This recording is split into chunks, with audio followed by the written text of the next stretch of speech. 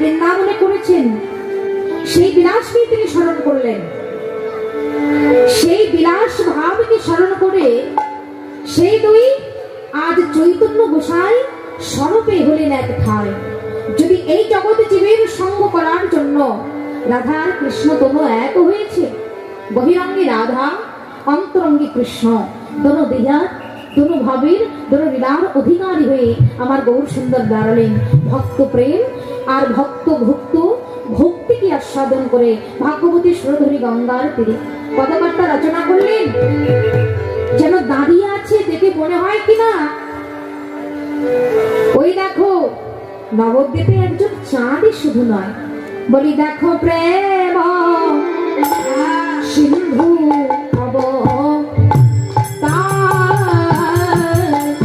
দেখো প্রেম সিন্ধু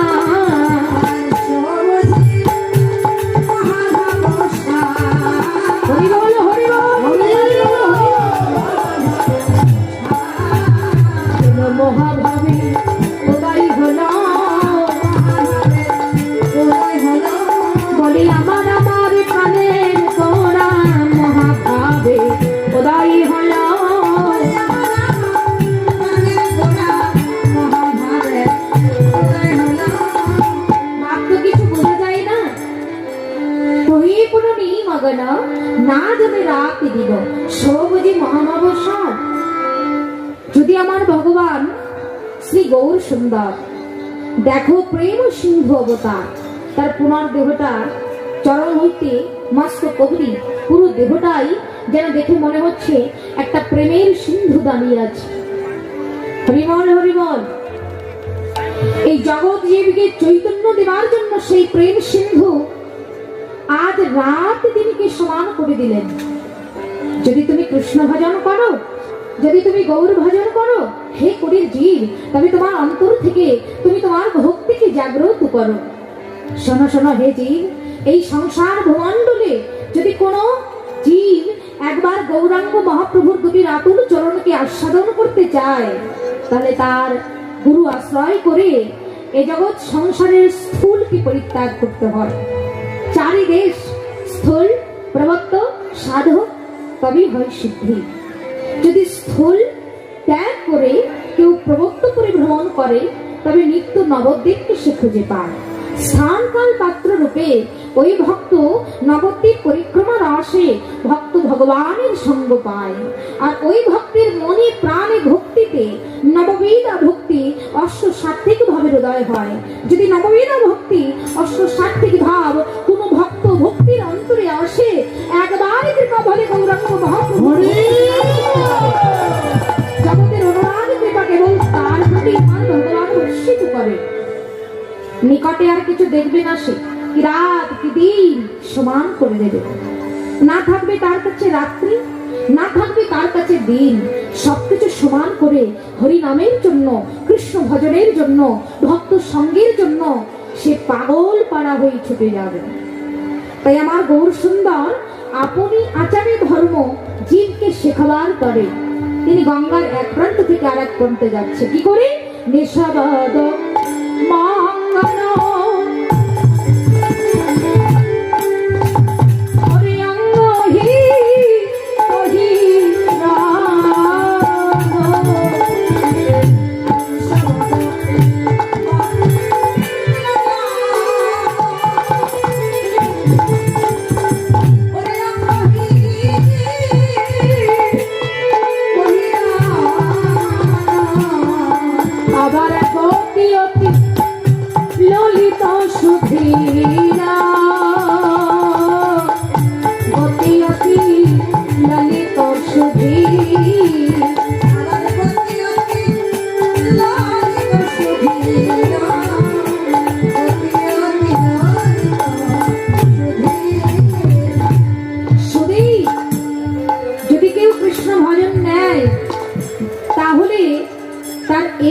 গতি আস্বাদন করতে হয়। কেমন গতি? যেমন গতি গোরা নিয়েছে, গৌর হরি নিয়েছে, তেমন গতি নিতে হয়। বলি কোন গতি? ধীরে ধীরে চলেছে গো, ধীরে ধীরে চলেছে গো, আমার আমার প্রাণের গোরা ধীরে ধীরে চলেছে গো,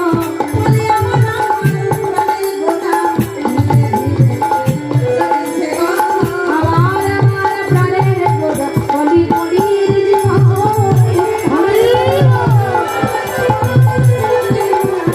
কলির জীবন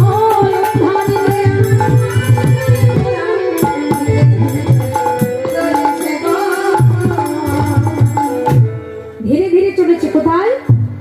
গঙ্গার এক প্রান্ত থেকে আরেক প্রান্ত। ভজনের গতিটা সবসময় ধীরে স্থির রাখতে হয়। কৃষ্ণ ভজন করতে এসে যদি কেউ ছটফট ছটফট করে তাহলে তার কৃষ্ণ ভজন হবে না।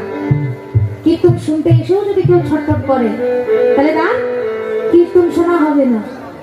হরিবল হরিবল। তাই সর্বক্রমে কৃষ্ণ ভজনে একটি বাক্যই ভগবান প্রদান করলেন, ধীর স্থির গতি রাখো নিজের চিত্ত বিহার। যদি নিজের মনটাই স্থির না হয়, মনটাই ধীর না হয়, তাহলে তুমি কৃষ্ণ ভজন করবে কি করে? তাই হে জি, তোমায় ধীর স্থির গতি নিতে হবে, তবেই না তুমি কৃষ্ণ ভজন করতে পারবে। যদি ধীর স্থির গতি না থাকে তোমার দ্বারা কৃষ্ণ ভজন হবে না। কৃষ্ণ ভজন অন্বেষণের জন্য মহাপ্রভু যখন গঙ্গার এ প্রান্ত থেকে ও প্রান্তে গেলেন তখন তিনি কি দেখলেন বলুন তো? দেখছেন চারিদিককে আর ভাবছেন কি আমি কোথায়, আমি কোথায় দাঁড়িয়ে আছি? বলে কোথায় দাঁড়িয়ে আছি? পদকর্তা রচনা করলেন, আরে বৃন্দাবন ভানে চৌকিত বিনোপনে, পাওয়ালো সুরধনির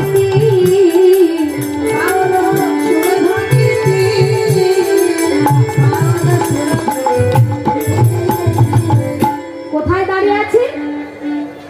বৃন্দাবনে। হরিবল। ওমা কোথায় দাঁড়িয়ে আছে? হ্যাঁ জোরে বলুন, জোরে বলুন। আর মায়েরা যে বলছে না কোথায় দাঁড়িয়ে আছে, জোরে বলুন। এই কাছের গুলো শুনতে পাচ্ছি কিন্তু দূরের গুলো তো শুনতে পাচ্ছি না।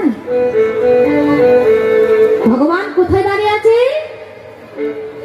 হায় হায় গো, বৃন্দাবনে। কৃষ্ণ ছিল বৃন্দাবনে কিন্তু গৌর তো নবদ্বীপে। শুনলেন বৃন্দাবনের জন্য বৃন্দাবনই বলছেন। ওই দেখুন, এই জন্য বলে এক শেয়াল রা করলে সবগুলোই রা করে ওঠে। যারা হবে তো বৃন্দাবনে আমার গৌর সুন্দর বৃন্দাবনের ভাবটিকে দর্শন করছেন। তিনি বৃন্দাবনে নেই, নবদ্বীপে দাঁড়িয়ে আছেন সুরধনী গঙ্গার তীরে। তো ভাগ্যবতী সুরধনী গঙ্গা যদি সামনেই থাকে তাহলে তিনি কি ভাববেন? সেটাকে তিনি কি ভাববেন? যদি তিনি বৃন্দাবনে দাঁড়িয়ে আছেন, সামনের নদীটা যমুনা ছাড়া আর কেউ হতে পারে না। রিবল, যমুনা ছাড়া আর কেউ হতে পারে না। তা তিনি লক্ষ্য করে ডাকছে, আরে আ যমুনা, আরে আ যমুনা, আরে আ যমুনা। বারবার করে ডাকলে কি আর উত্তর দেবে? তবু প্রভু আবাহন করছেন বৃন্দাবনের ভাবে বিভোর হয়ে, কিনা যমুনা যমুনা যমুনা যমুনা, এই কি তুমি সেই যমুনা যমুনা?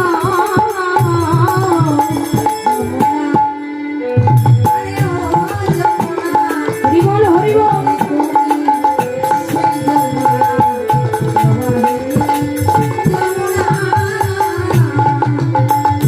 তুমি যদি আমার সেই যমুনা হও তাহলে তুমি বলো দেখি, কোথা রূপের হাতে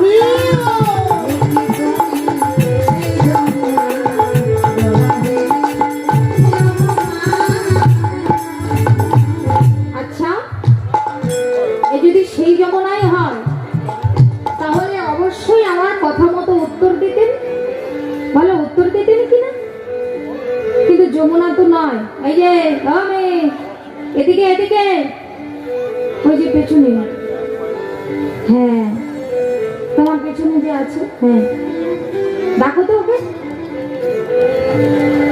কাকে দেখছিলে? বাড়ি কোথায় তোমার? জোরে বলো। হ্যাঁ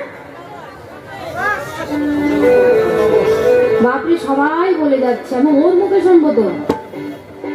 নাম কি তোমার? হ্যাঁ কি বলছে? দাঁড়াও না, একটু দাঁড়িয়ে বলো না। আর কি যাই, এত লোকের মধ্যে কি দাঁড়ানো দেখাই? হরিবল হরিবল। ওর নামটা জানতে পারলাম না আমি। নাম কি? ও মা, কপাল বন্ধ। গৌর হরি, তোমার গৌরী এখানে বসে আছে, সে আবার অন্য পানে চাইছে, তাহলে কি করে হয়? হরি হরি বল। গৌরীকে যদি, এই যে গৌরী, তোমাকে যদি আমি শুধু গুড়ি বলে ডাকি, তুমি শুনবে? শুনবে? শুনবে না? রাধে, ওর নাম গৌরী, ওকে আর একটা নাম ধরে ডাকলে ওকে শুনবে নাকি? যার যা নাম তাকে তাই বলে রাখতে হয়। তো ওকে যেমন আমি প্রশ্ন করছিলাম, তো মহাপ্রভু প্রশ্ন করছেন তাকে, যমুনা। এ তো যমুনা নয়, সুরধনী গঙ্গা, তাই উত্তরও করতে পারছে না। এই যমুনা, তুমি কি আমার সেই যমুনা প্রবাহিনী? একটা তো গেল, এবার দুটো উত্তর দাও। বলো বলো, কোথা চারু চন্দ্রাবলী, কোথা রে তো জনম কিরি,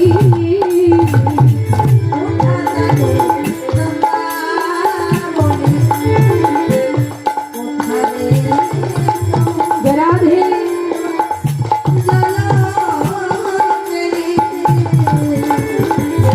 কোথা চারু চন্দ্রাবলী, ও গো যমুনা, যমুনা,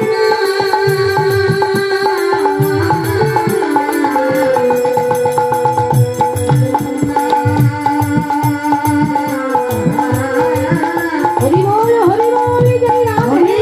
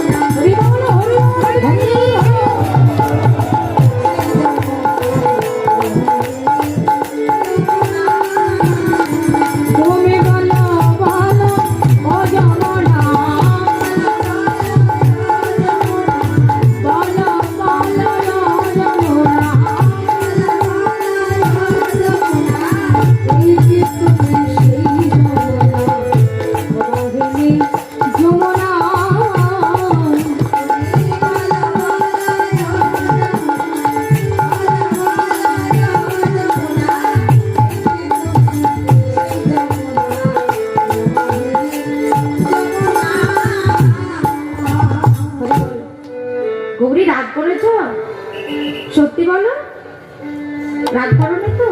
বেশ, রাগ করনি যদি তাহলে খুশি হয়েছি। আর যদি রাগ করো, নিজেকে ক্ষমা করতে পারবে না গো। জয় রাধে। তোমাকে দিয়ে উদাহরণ দিচ্ছিলাম, যদি তুমি একটু অন্যদিকে চাইছিলে এই জন্য। তার বাদ বাকি সকল ভক্তগণই কিন্তু সবাই আমার দিকেই চেয়েছিল, শুধু তুমি অন্যদিকে চেয়েছিলে, এই জন্য তোমাকে ডেকেছি।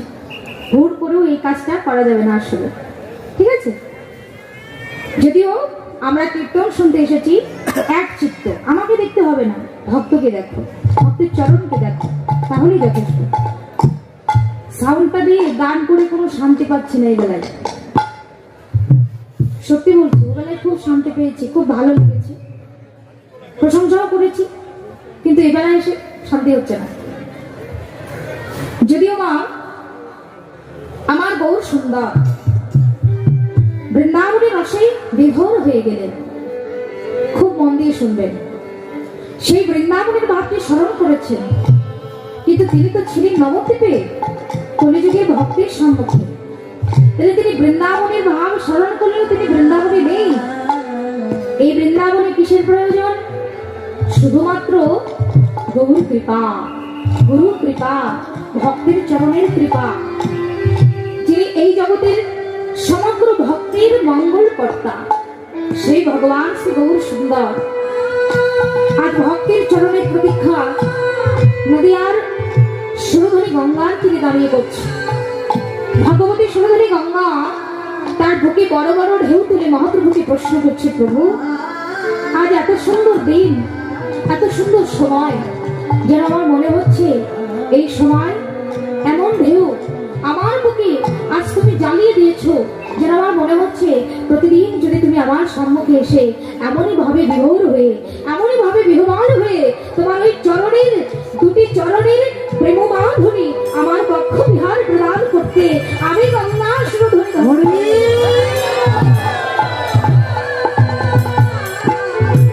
গঙ্গার কুলে কারা কারা আসে? কেউ বা কৃষ্ণ ভক্ত হয়ে আসে, কেউ বা অনুরাগী ভক্ত হয়ে আসে, কেউ বা পাপী রূপে আসে, কিন্তু আমি সবাইকে আপন করিনি, আমি সবাইকে আপনার জন বলে মনে করি। কেন জানো ঠাকুর? তুমি যদি সবাইকে আপন করতে পারো, আমি কেন সবাইকে আপন করতে পারবো না? এই সংসারে কি ভগবান কোনোদিন বলে, ওমা কোনোদিন বলেছে তুমি ধনী, তোমার ঘরেই আমি যাব, তুমি গরিব, তুমি কাঙাল, তোমার তাল পাতার কুটির, আমি তোমার ঘরে যাব না? ভগবান বলেছে তুমি যত বড়ই ধনী হও না কেন, তোমার যত কিছু সংসারে থাকুক না কেন, তুমি যদি কাঙাল হয়ে ভিক্ষার তুণ্ডল তোমার ঘরে নিয়ে এসে একবার গৌর তোমার হলাম বলে তোমার আত্ম নিবেদন করে একবার আত্মনাদ করে তুমি ডাকো, তুমি কাঙাল হলেও আমি তোমার ঘরেই যাব, তোমার তাল পাতার কুটির থাকলেও আমি তোমার ঘরেই যাব। ভগবান সেই ভক্তের ঘরে যায়, ভগবান সেই ভক্তের গৃহে যায় যে ভক্ত প্রাণ ভরে ভক্তি দিয়ে ভগবানকে অন্বেষণ করে রাখে। হে গৌর হরি, আমি তোমার কাছে, আমি তোমার চরণে নিবেদন করতে চাই, এই সংসারে আমি গঙ্গা, তুমি আমার কাছে নিত্য প্রতিদিন সুর নিয়ে ধরে আস্বাদন করো, কৃষ্ণ নাম তুমি আমাকে শোনাও, আমি ধন্য হয়ে যাই। সারা জীবন যদি তোমার মতো করে আমার মুখের সম্মুখে দাঁড়িয়ে কোনো ভক্তের সেভাবে পরিণাম শোনাতে, আমি ধন্য হয়ে যেতাম, আমার চিতাব জ্বালা দূর হয়ে যেত। এই সংসারে যার যা মনোবিলাস, যার যা মনোবৃত্তি সবাই তোমার নিকটে প্রদান করে, সবাই তোমার নিকটে দান করে, সারাদিন যদি সময় না পায় অন্তত শয়নকালে কোনো কোনো কৃষ্ণ ভক্ত পালঙ্কে শয়ন করতে যাচ্ছে, সেই সময় তোমার কাছে আর্তনাদ করে থাকো, সারাদিন কত অপরাধ করেছি, কত ভুল করেছি, কত পাপ করেছি, সেই ভুল অপরাধ একমাত্র তুমি ক্ষমা করতে পারো। যদি ঘুমের মধ্যে আমার প্রাণ চলে যায়, যদি ঘুম আমার এই দেহকে অবলম্বন করে আমার এই নিঃশ্বাসটুকু শেষ জীবনের তরে বন্ধ আর তো তোমায় প্রাণ ভরে রাখতে পারবো না, আর তো তোমায় প্রাণ ভরে স্মরণ করতে পারবো না। বলো বলো, শেষবারের মতো যদি তোমার ওই চরণের সকল প্রণিপাত করে আমি আমার এই দেহকে এই পালঙ্ক বিহারী আত্মনিবেদন করে দিই, তুমি তোমার ওই চরণে আমাকে ঠাঁই দেবে না? গৌরহরি, তোমার কাছে আমার একটাই মিনতি, যেদিন তুমি নদিয়া ছেড়ে অন্তর্ধান করবে সেদিন তুমি আমার বুকে অন্তর্ধান করিও। আমি সুরধনী, আমি গঙ্গা, আমার বুকে তোমার ঠাঁই দিতে চাই। গঙ্গার এত প্রেম, গঙ্গার এত ভক্তি, এই জন্য মহাপ্রভু বারবার গঙ্গার জলে ঝাঁপিয়ে পড়ছে। এই জন্য মহাপ্রভু বারবার গঙ্গার জলে বিহ্বল হয়ে ডুবে যেতেন। তাকে আবার কেউ জেলের জলে পেতেন, কেউ বা তাকে তুলে নিয়ে সহদরে কৃষ্ণ প্রেম করতেন। আহা, মহাপ্রভুর প্রেমের কথা কভু কখনো না যায়। এই সংসারে যারা গৌর ভজন করে, যারা কৃষ্ণ ভজন করে, যারা আমার গৌরাঙ্গ মহাপ্রভুকে প্রাণ ভরে চায়, যারা আমার গৌরাঙ্গ মহাপ্রভুর চরণ নিয়ে আসতে চায়, তারা আমার প্রভুর কাছে আর কিছু চাই না। সারাটা জীবন ধরে তোমার সঙ্গ করেই যেন যেতে পারি, আর কিছু চাই না। নিত্যানন্দ প্রভু, অদ্বৈত ঠাকুর, শ্রীবাস পণ্ডিত,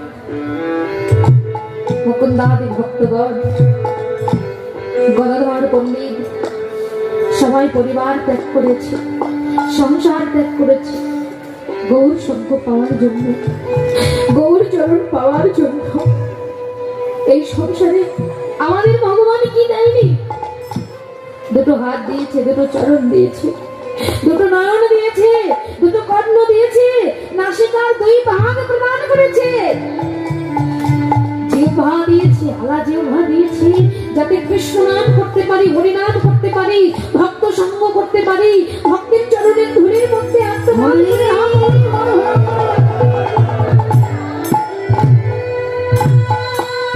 কিন্তু তারপরে আমার মতো অজ্ঞান বুঝি, আমার মতো মূর্খ জীব, আমার মতো সংসার, আমার তো মায়াবদ্ধ হচ্ছে, কোনদিন কৃষ্ণ বলে ভগবানকে ডাকে না, গৌর বলে ডাকে না।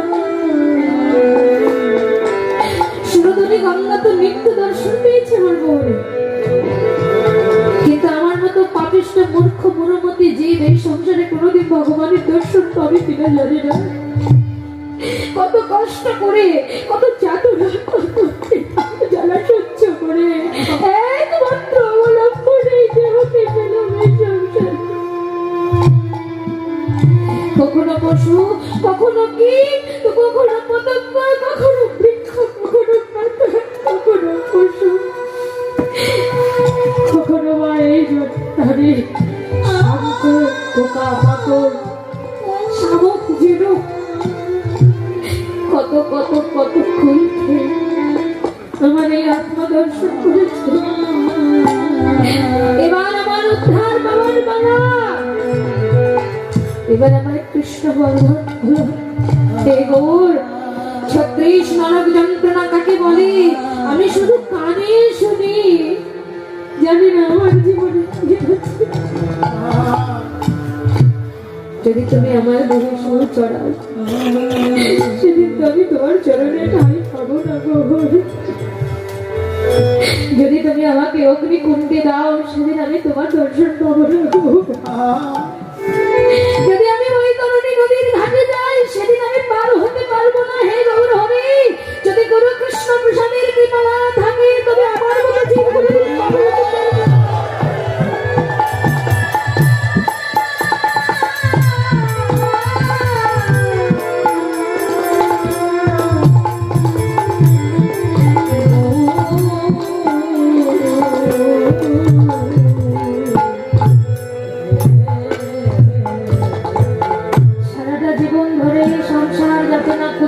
খেয়েছি,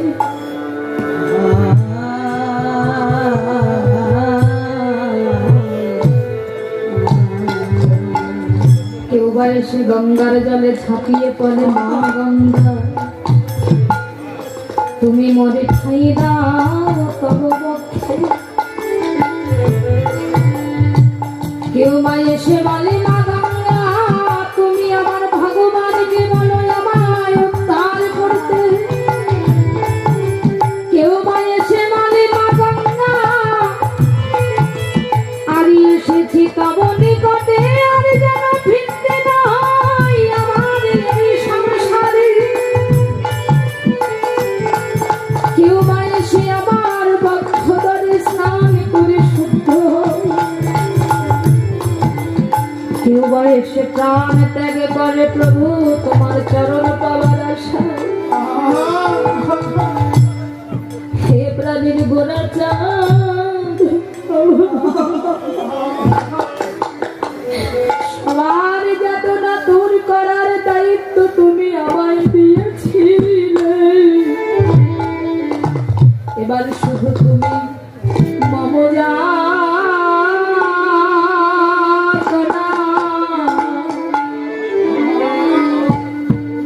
তুমি মম যাতনা হে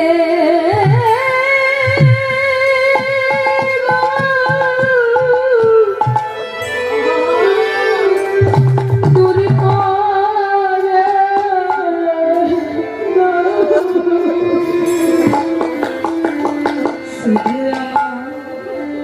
শুধু মম যাতনা